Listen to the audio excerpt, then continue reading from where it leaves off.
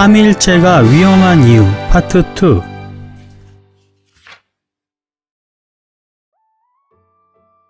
이와 같이 그리스도께서도 자신을 영화롭게 하여 대제사장이 되지 아니하시고 그분께 너는 내 아들이라 오늘 내가 너를 낳았도다 하신 분께서 그리 되게 하셨느니라. 히브리서 5장 5절 말씀입니다.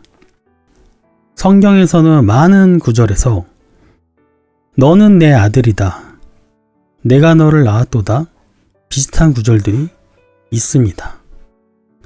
그런데 사람들은 이 구절은 이 말씀 그대로 믿지를 않고 있어요. 그냥 아버지와 아들의 관계를 표현하기 위해서 이렇게 쓴 것 뿐이다 라고 얘기를 하고 있죠. 하지만 저는 그것을 반박하고 싶습니다. 여러 가지 삼위일체를 주장하는 그 내용에 대해서 얘기를 좀 해보겠습니다. 일단 아버지가 아들을 낳았고, 그래서 아버지와 아들은 별개의 존재고 같은 신이 아니에요. 지금 교회에서는 하나님이라는 이름으로 같은 신이라고 얘기를 하고 있는데, 하나님이라는 용어 자체가 진짜 잘못된 거라고 저는 생각을 합니다. 그래서 저는 하나님이라는 용어를 잘 쓰지를 않아요. 왜냐면 사람들을 헷갈리게 만들기 때문이죠. 물론 교제할 때는 어쩔 수 없이 워낙 하나님이라는 단어가 익숙하기 때문에 사용할 수밖에 없는데, 어쨌든 되게 상당히 비효율적인 단어입니다. 그리고 성령은 거룩히 구분된 숨결이라고 얘기를 할 수가 있습니다. 이 숨결은 영이죠. 그리고 바람이라고 또 표현을 할 수가 있습니다. 그래서 야우샤님이 니고데모랑 얘기를 할 때 그런 얘기를 하시잖아요. 바람처럼 와서 이렇게 바람처럼 사라진다 그랬나? 그렇게 움직이기 때문에 볼 수 없다고, 성령은 볼 수 없다고 얘기를 했던 기억이 납니다. 그래서 여기서 한번 단어를 찾아봐야 돼요. 일단 앞에 맨 처음에 읽었던 구절 중에 낳았다라는 표현이 있잖아요. 그 표현이 혹시나 잘못 번역이 된 거 아니야? 라고 생각을 할 수 있기 때문에 사전을 찾아봤습니다. 신약이니까 그리스어 사전을 찾아보면 겟나우라는 단어인데요. 이 겟나우는 낳았다, 있게 했다, 낳았다라는 뜻이 맞습니다. 이게 여자가 낳은 것도 해당이 되고 아버지가 낳은 것도 해당이 되는 단어입니다. 그러니까 태어나게 했다, 이런 뜻이죠. G1080이고요. 낳다, 아버지가 되다, 태어나게 하다, 이런 뜻을 가지고 있습니다. 그러면은 이 구절이 그 시편 2장에서 따온 구절이거든요. 그러면 히브리어로는 이 단어가 무슨 뜻일까 혹시 찾아봤는데요. 코드가 3205번이죠. 얄라드라는 뜻인데 똑같은 뜻이에요. 그냥 태어났다, 태어나게 하다, 그런 뜻입니다. 전혀 다른 뜻이 있지는 않아요. 그러니까 해석에는 문제가 없다는 거를 알 수가 있죠. 그러니까 오늘날 내가 너를 낳았다 라고 얘기를 했지만, 아니면 오늘날 내가 너의 아버지가 되었다, 오늘날 내가 너를 태어나게 했다 라고 얘기도 할 수 있는 거죠. 그래서 저는 아버지와 아들의 진짜 관계라고 생각을 해요. 그래야 인간이 들었을 때도 그렇게 이해를 할 거 아니에요. 우리 인간 세상에 아버지와 아들 관계가 너무 명확하게 딱 정의되어 있고, 우리 인식에도 아버지, 날 낳아주신 분, 그리고 나는 아들, 이런 게 정확하게 있는데 아버지와 자식 관계가 신이라고 그게 없을까요? 저는 우리가 아버지 형상으로 지어진 사람이거든요. 히브리어에 사람이란 뜻이 아담이에요. 단어가 아담 자체가 사람이란 뜻이죠. 그러니까 우리 사람이 아버지 형상으로 지어졌잖아요. 또 아버지 아들이고, 아담은 아버지의 형체 그대로 육신으로 지음받은 인물이고요. 그 인물의 후손이 우리잖아요. 그러니까 우리는 이 아버지 아들의 관계를 헷갈려 할 필요가 없다는 겁니다. 그냥 우리 인간 세상에서 느끼는 것 그대로 똑같이 느끼면 돼요. 그런데 이제 삼위일체를 주장을 해야 되다 보니까 사람들은 이런 명확한 구절들을 애써서 외면하게 됩니다. 특히 삼위일체를 가르치는 사람이 더 그게 심하죠. 왜냐면 삼위일체를 믿어야 되는데 이런 구절들은 좀 방해가 되거든요. 그러니까 이걸 약간 의미를 돌려서 이거는 그냥 비유다. 그냥 그렇게 우리가 인간이 이해하기 쉽게 하려고 그렇게 표현을 했다라고 합니다. 근데 인간이 이해를 하기 쉽게 표현을 했는데 왜 더 어렵게 느껴질까요? 왜냐면 그냥 우리가 느끼는 아버지와 아들 관계를 깨트리기 때문이에요. 삼위일체라는 이론이. 두 분이 같다고 얘기를 하니까요. 중간 정리를 하면 야후와님은 절대 신이세요. 야후와님이 진짜 신이에요. 스스로 계신 분이에요. 야후와라는 뜻이 그거잖아요. 이름이 I am that I am. 나는 스스로 있는 자다. 그 뜻인데 야후슈아님은 절대 아버지 같이 스스로 계신 분이 아니거든요. 아버지가 있었기 때문에 야후슈아님이 존재할 수 있는 거죠. 아버지가 없었으면 아들은 존재할 수가 없어요. 인간 세상도 마찬가지잖아요. 아버지가 없이 어떻게 아들이 있어요? 불가능한 겁니다. 한 분 엘로힘께서 아버지의 모습을 하고 아들의 모습을 하고 또 성령의 모습을 하고 이런 것이 아니라는 거죠. 너무 이거는 어렵게 이해를 하는 거예요. 그냥 누구나 쉽게 이해할 수 있는, 어린아이라도 이해할 수 있는 그런 관계로 그냥 받아들이면 됩니다. 너는 내 사랑하는 아들이라. 잠언에는 그분의 이름이 무엇이며 또 그분의 아들의 이름은 무엇이냐라고 하는 구절도 있죠. 그러니까 솔로몬이 잠언 썼잖아요. 솔로몬이 이걸 정확히 알고 썼는지 모르고 썼는지 모르겠지만 어쨌든 영감을 받아서 쓴 거잖아요. 이 글을. 그러니까 아들이 있다는 것을 아버지께서는 은연중에 구약에도 남겨놓으셨습니다. 앞서서 얘기했지만 세 분의 위격이 어떻고 세 분이 각자 존재하고 이렇게 빙빙 꽈서 얘기하는 거는 진짜 저는 문제라고 생각을 합니다. 기독교 신앙을 좀 어렵게 만드는 거라고 생각을 해요. 저부터도 교회 다닐 때 그랬고요. 명확하지 않으니까 이해하기 어려운 겁니다. 이제는 성경 구절을 많이 볼 건데요. 하나씩 보면서 설명을 드리도록 하겠습니다.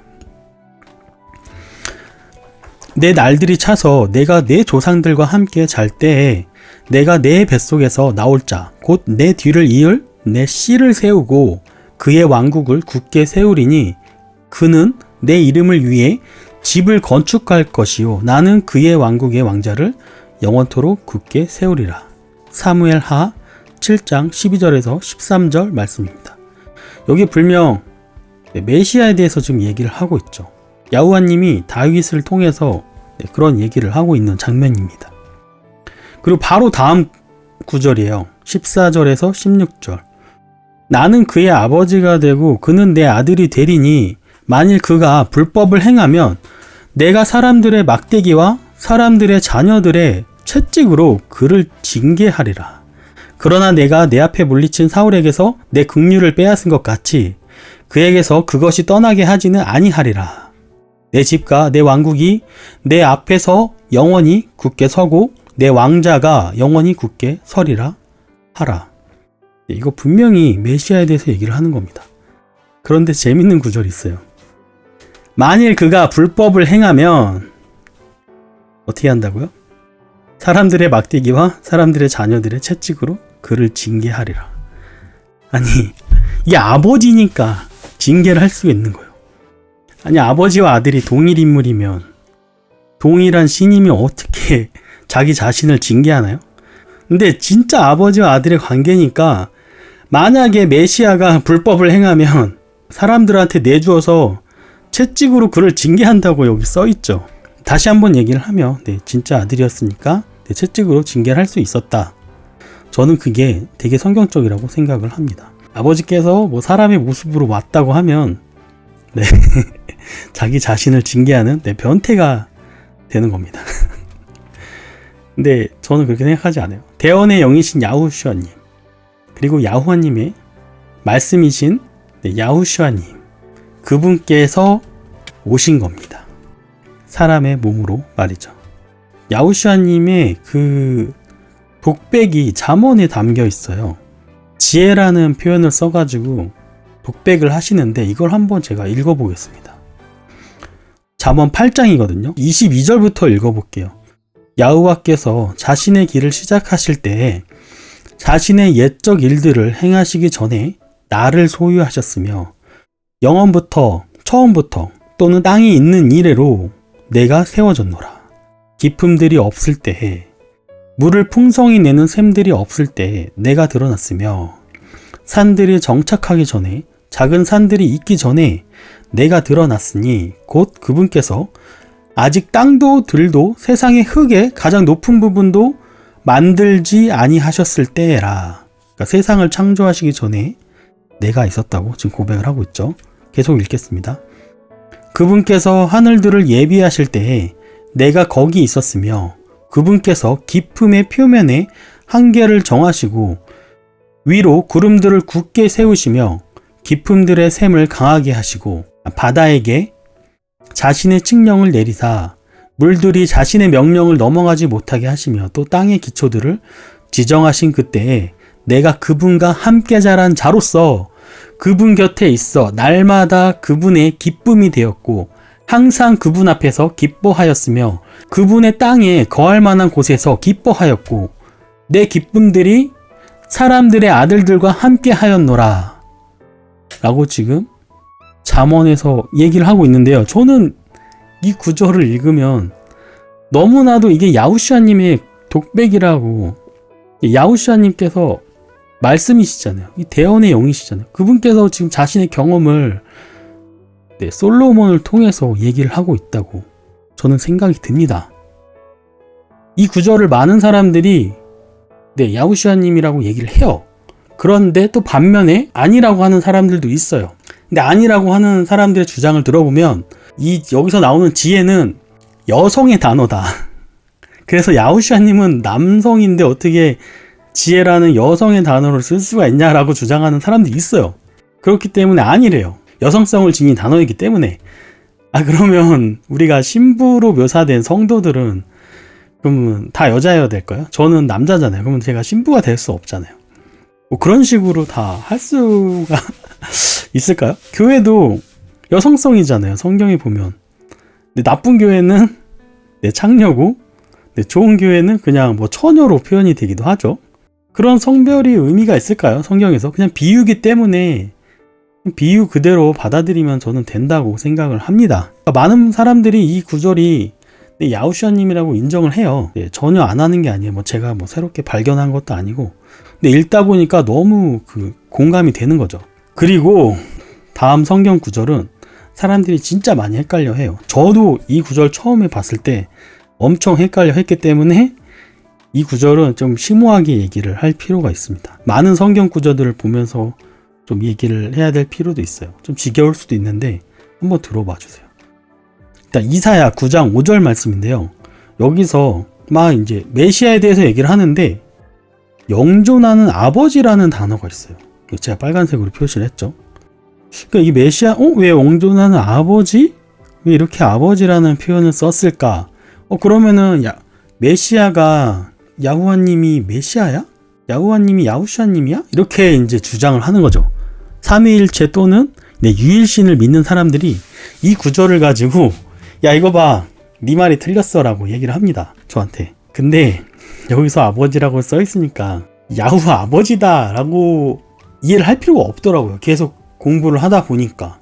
저도 처음에는 왜 여기 아버지라고 써 있지? 겁나 헷갈리네? 라고 생각을 했는데 그런 의미의 그냥 단순한 야후와님, 창조주 아버지로서의 아버지의 의미일 필요가 없는 거예요. 그래서 찾아봤죠. 이 단어를. 히브리어 아브라는 1번 단어거든요. 스트롱 사전. 아브라는 뜻이에요. father로 번역이 돼요. 그건 사실이에요. 근데 father라는 의미가 되게 여러 가지거든요. 그러니까 성경에 어떤 의미의 father로 쓰였는지, 어떤 의미의 아버지로 쓰였는지를 보면 돼요. 첫 번째 조상이라는 뜻이 있어요. 예를 들어 성경에 보면 어떤 것의 조상이 누구였더라 이런 표현이 있잖아요. 그때 표현을 할 때 이 단어가 쓰여요. 그리고 세 번째, 제작자, 그리고 창조자의 의미의 아버지로서 쓰입니다. 예를 들어서 발명의 아버지 이런 뜻이죠.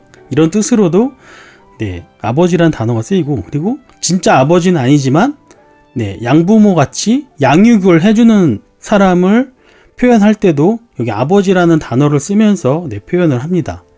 그리고 5번째로는 스승, 교사, 선생 같은 그런 의미에서 아버지라는 단어를 써서 사용을 합니다. 그래서 너무 많은 구절이 있어가지고 제가 그냥 몇 가지만 좀 찾아봤어요. 난 조상에 대한 건데 이렇게 난 3가지만 추려봤는데 이 단어 조상이라고 쓰인 단어들이 다 똑같은 히브리어 단어 1번 아브를 쓰고 있습니다. 또 이제 다른 구절들이 있는데 한번 읽어보면 이제 주는 우리의 아버지 신이이다. 우리는 진흙이요 주는 우리의 토기장이시오니 우리는 다 주의 손으로 지으신 것이니이다. 여기서는 창조주, 뭔가를 만들어준 사람, 그런 사람으로서의 아버지를 뜻하고 있고요. 그리고 또 다른 구절에서 틀림없이 주는 우리의 아버지시니이다. 비록 아브라함은 우리를 알지 못하고 이스라엘은 우리를 인정하지 아니한다 할지라도 오 야호와시여 주는 우리의 아버지시요 우리의 구속자시니 주의 이름은 영원부터 있나이다. 여기서도 약간 창조주로서의 아버지. 그리고 오 어리석고 지혜롭지 못한 백성이여 너희가 야후와께 이같이 보답하느냐. 그분은 너를 사신 내 아버지가 아니냐. 그분께서 너를 만들고 굳게 세우지 아니하셨느냐. 여기서 아버지는 양부모의 느낌이 나는 아버지입니다. 또 욥기에서도 보면 가난한 자에게 아버지가 되며 내가 알지 못한 사정을 찾아 들어주었으며 여기서도 아버지가 되고 여기서 양부모를 의미하는 거죠. 또 사무엘상 같은 장소에 한 사람은 대답하여 이르되 그런데 그들의 아버지가 누구냐 하니라. 그러므로 그것이 속담이 되어 사울도 대언자들 가운데 있느냐 하였더라. 여기서 사울을 좀 놀리는 장면인데 여기서의 그들의 아버지는 스승을 얘기하는 거죠. 그들의 아버지가 누구냐 하니라 하면서 사울도 대언자냐 하면서 좀 조롱하는 장면이에요. 그러니까 이런 성경 구절로 쓰인 거죠. 그러니까 이렇게 다양한 의미로 이 아버지라는 뜻이 쓰인 겁니다. 다시 돌아가서 보면 영존하는 아버지다. 여기서의 아버지는 그냥 스승이 될 수도 있고 솔직히 야후슈아님이 우리의 창조주이시기도 하잖아요. 우리를 이끌어주시는 분, 우리의 양부모 이런 의미로서 우리의 리더로서의 내 아버지가 될 수 있다는 겁니다. 꼭 여기 아버지라고 써있으니까 야후와님이다 이렇게 해석할 필요가 전혀 없다는 것이죠. 저 진짜 이거 처음에 헷갈려가지고 진짜 죽는 줄 알았어요. 야 이거 뭐지? 이 구절 뭐지? 다른 구절들이랑 너무 대조되는데 진짜 헷갈렸던 구절이기 때문에 제가 몇 년을 생각을 하면서 저는 나름대로 고민을 했던 구절이라 이렇게 조금이라도 쉽게 설명을 드리려고 노력을 했습니다. 근데 요한복음이 진짜 저는 아버지와 아들 관계를 정말 잘 표현했다고 생각을 하거든요. 근데 여기도 사람들이 진짜 헷갈려하는 구절들이 있어요. 일단 하나씩 살펴볼게요. 처음에 말씀이 계셨고 말씀이 엘로힘과 함께 계셨으며 말씀이 엘로힘이셨더라. 바로 그분께서 처음에 엘로힘과 함께 계셨고 모든 것이 그분에 의해 만들어졌으니 만들어진 것 중에 그분 없이 만들어진 것은 하나도 없더라. 이 구절을 보면 사람들이 많이 헷갈려 하죠. 말씀이 계셨고 말씀이 엘로힘과 함께 계셨고 말씀이 엘로힘이셨네? 그러면 여기서는 엘로힘은 하나님이라고 보통 이제 쓰여 있잖아요. 성경책 보면. 그러면은 야후슈아님이 하나님이네 이렇게 되는 거예요. 그래서 이게 삼위일체를 얘기하는 구절이구나 라고 생각을 하는데 그런데 여기서 하나님이란 단어 때문에 사람들이 많이 그렇게 생각을 하는데 여기 엘로힘이라고 쓰고 신이라고 한번 생각을 해봐요. 처음에 말씀이 계셨고 말씀이 신과 함께 계셨으며 말씀이 신이셨더라. 신의 아들은 신이죠. 근데 여기도 써있잖아요. 처음에 엘로힘과 신과 함께 계셨고 함께 있었어요. 그리고 모든 것이 그분에 의해 만들어졌으니 아까 읽었던 잠언 8장을 보면 야후슈아님이 뭐죠? 지혜로 나오죠. 아버지의 말씀이시고 지혜고 야후슈아님이 세상을 창조한 게 잠언 8장에도 나와 있어요. 같이 아버지 옆에서 같이 보고 아버지가 지혜를 이용해서 세상을 창조하신 거예요. 그러니까 여기도 똑같이 증거를 하는 거죠. 그분 없이 만들어진 것은 하나도 없었더라. 저는 이게 너무 스무스한 거 너무 잘 이어져요. 해석이 너무 잘 돼. 헷갈릴 필요가 전혀 없는 거죠. 엘로힘이 히브리어로 신이라는 뜻이에요. 하나님이라는 뜻이죠. 한국말로는. 근데 여기서 보통 사람들이 헷갈려하는 게 하나님 하면 한 분, 야후와님을 얘기하는 거다라고 생각을 해요. 그래서 제가 하나님이란 단어를 싫어하는 거예요. 근데 이걸 그냥 신이라고 하면 너무 그냥 이해하기 쉬워요. 신은 한 명일 수도 있고 두 명일 수도 있죠. 신의 아들은 그냥 신이에요. 야후슈아님을 신이라고 불러도 전혀 문제가 없는 거예요. 야후슈아님은 하나님이라고 불러도 굳이 두 분이 하나의 신이라고 표현할 필요가 없다는 거죠. 사람은 사람이잖아요. 나라는 사람이 있고, 우리 아버지라는 사람이 있고, 우리 어머니라는 사람이 있어.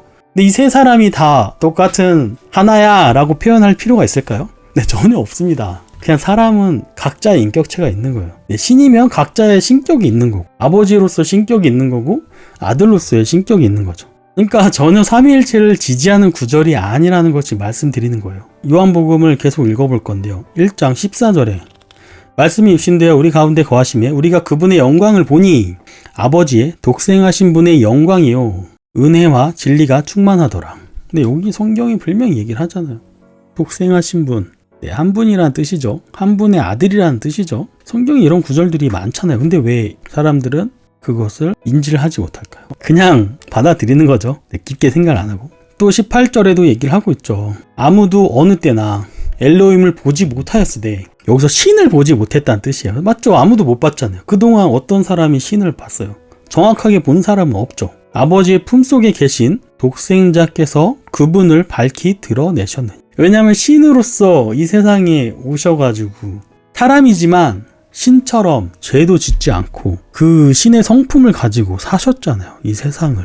그러니까 야후슈아님이 도마가 아버지를 보여달라고 했을 때 야후슈아님 당당하게 얘기를 하잖아요. 너희가 지금껏 나를 봤으면서 왜 아버지를 보여달라고 하느냐. 아버지와 나는 동등한 모습이기 때문에 굳이 그런 걸 보여줄 필요가 없는 거예요. 왜냐면 아버지의 성품을 그대로 야후슈아님도 가졌고, 그리고 또 야후슈아님은 이 세상에 오셔가지고 아버지가 시키는 대로 그냥 하신 거예요. 분명히 야후슈아님이 증언하거든요. 자기는 아버지께서 명령한 대로만 한다고. 그러니까 그냥 거의 아버지의 아바타가 돼가지고 여기에서 사신 거예요. 아버지의 명령 그대로 그냥 수행하면서. 그러니까 아버지와 거의 같은 모습을 보여줬는데 내가 왜 굳이 니네가 보여달라고 하느냐 라고 하신 거죠. 근데 또 이 구절 가지고도 아버지니까 야후슈아님이 그런 얘기를 했다라고 또 주장을 하더라고요. 네, 그런 얘기를 들으면 정말 힘이 빠지긴 합니다. 계속 이제 요한복음 찾아보면 1장 34절, 내가 보고 이분이 엘로힘의 아들이심을 증언하였노라 하니라.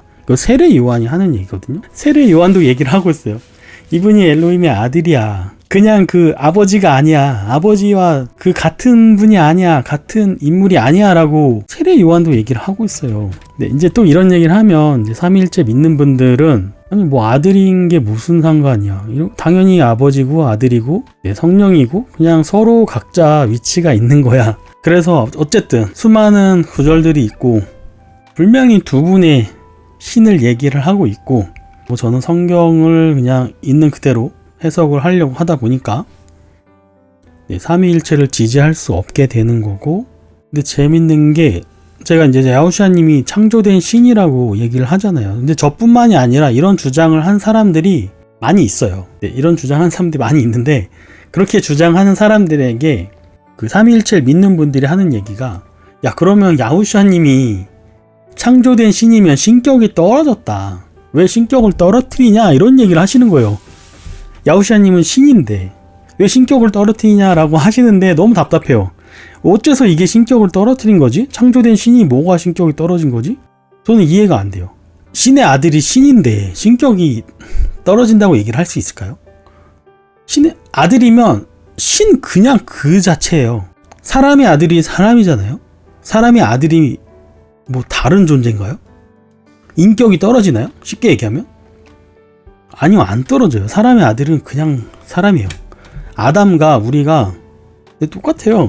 그냥 똑같은 인격의 사람이에요.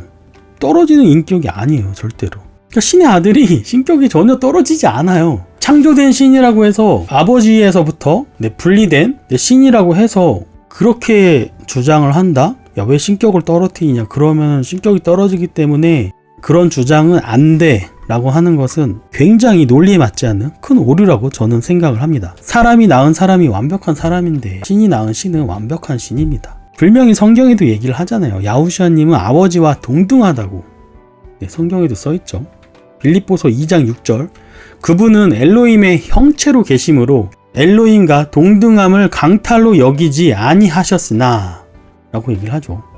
아들은 당연히 신이기 때문에 엘로힘의 형체, 신의 형체 그대로 계세요. 앞서 얘기한 것들 쭉 들어보시면 이걸 설명하지 못하지 않거든요.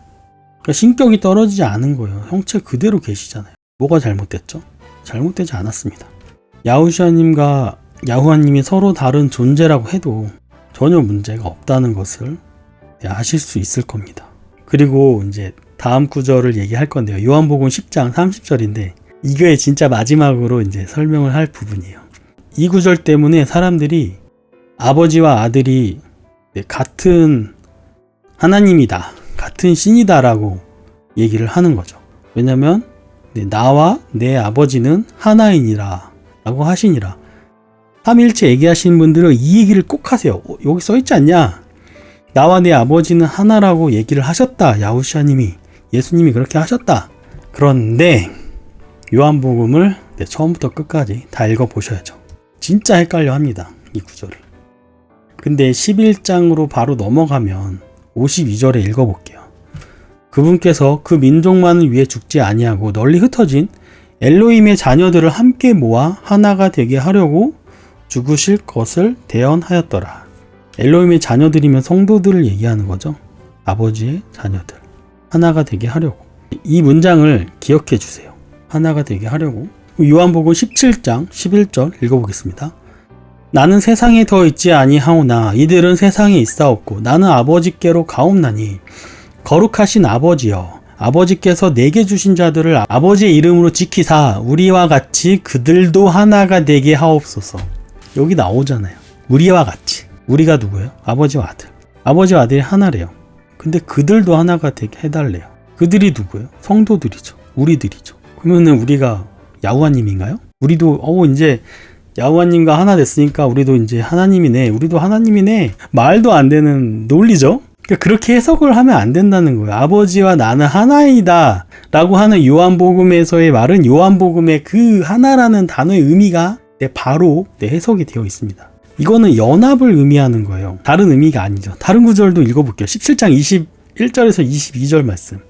이것은 그들이 다 하나가 되게 하려 함이니이다. 아버지여, 아버지께서 내 안에, 내가 아버지 안에 있는 것 같이 그들도 우리 안에서 하나가 되게 하사 아버지께서 나를 보내신 것을 세상이 믿게 하옵소서.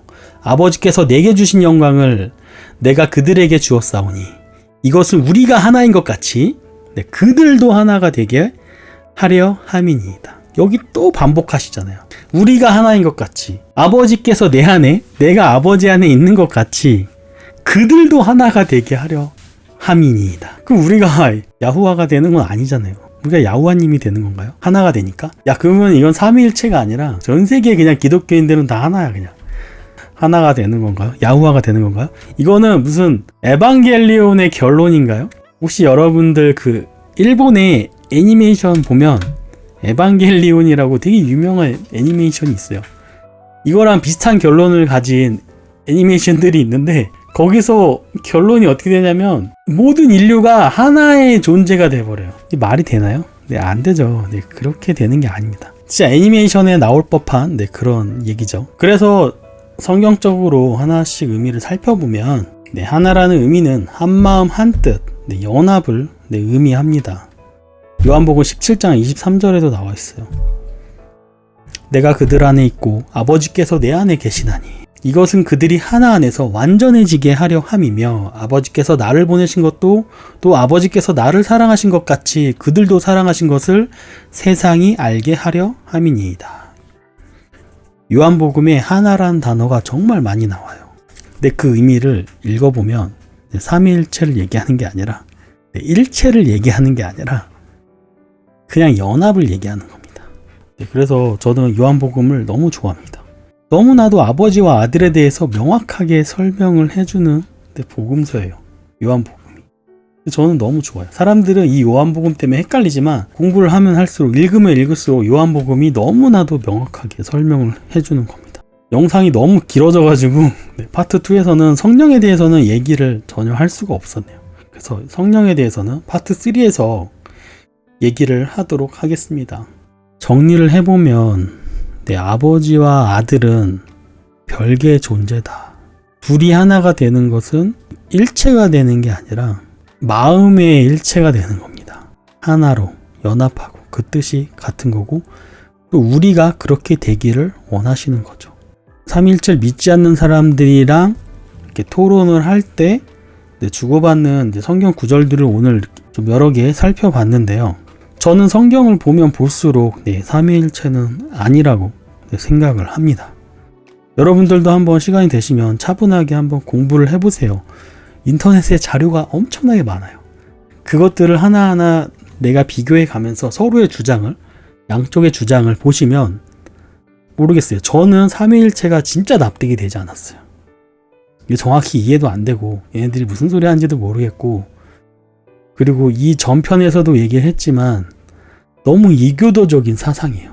그리고 너무나도 로마 카톨릭으로부터 영향을 받은 사상이고, 저는 삼위일체가 마귀적인 사상이라고 생각을 합니다. 정말 무서운 사상이죠. 어쨌든 빠르게 정리를 하고 다음 파트에서는 성령에 대해서 한번 정리를 해서 저도 공부를 해서 영상을 만들 수 있도록 하겠습니다. 그러면 다음 파트 3에서 뵙도록 하겠습니다. 감사합니다.